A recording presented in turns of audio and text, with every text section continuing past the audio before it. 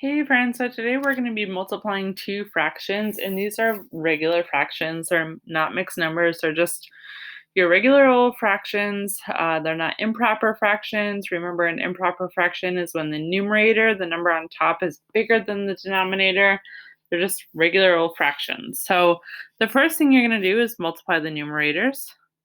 So your two numbers on top, and then multiply the denominators, and then reduce it as necessary. Some of them don't need to be reduced. Yesterday, I noticed that a lot of people were trying to set up a division question and they didn't need to divide. So the only reason you need to divide is if the numerator is bigger than the denominator. So the first thing we're going to do is we're going to multiply our numerators, and I'm going to set up just a different color for that. Let's do red. So I'm going to circle it for you. You don't need to circle it. I'm just going to circle it for this question. And 1 times 2 is 2. And then we'll do the denominators. And so you have 8 times 3, which is 24. And then I want to list all my common factors. And so factors are the numbers that you multiply together to get that number. So for 2, it's just 1 and 2.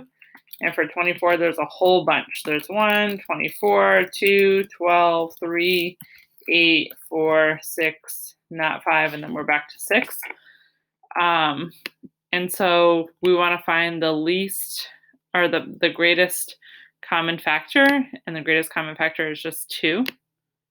So I divide both my numerator and denominator by 2. And a lot of you guys get tripped up and you want to multiply. We don't multiply, we divide. And so this is like saying, what number times 2 gives me 2? Well, 2 times 1 gives me 2. And then this is like saying, what number times 2 gives me 24? Well, 2 times 12 gives you 24. And that's it. Can't reduce it anymore because your numerator is 1. Okay, let's go to the next one. So remember, multiply the numerators. When I multiply the numerators, I get 4 times 2, which is 8. I multiply the denominators, 5 times 3, which is 15. The only common factor that they share is 1, and so this cannot be reduced. And so that's it. That's your answer. We're going to try a little bit of a harder one. This is a big number. It's going to need to be reduced a lot. So 3 times 6 is going to give me 18. Again, we multiply the numerators. And then we multiply the denominators. 4 times 12 is 48. And so I'm going to go ahead and list out all my factors of each so that I don't have to divide a whole bunch of times. So for 18, we have 1, 18, 2, 9, 3, and 6. Those are the numbers that you multiply together. And then for 48, we have 1, 48, 2, 24, 3. I don't think 3 goes into it. I'm not sure actually. Does 3 go into 48? I don't think so. Let me solve that. I'm being a little lazy right now. I am sorry.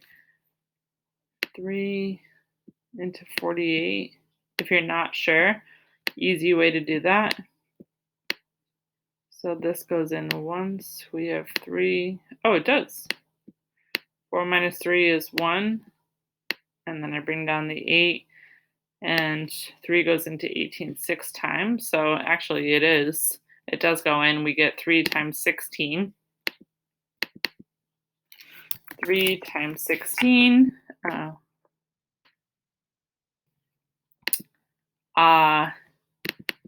4 times 14. Not 5. Sorry, this is 4 times 12. Not 5. 6 times 8. Not 7. And then we're back to 8. 8 times 6. And so 48 has a ton of factors. And so we want to find the greatest common factor. And so we have 1, yes. Not 18. But we also have 2, and I see 3, not 4 because 18 doesn't have 4, not 5, but 6.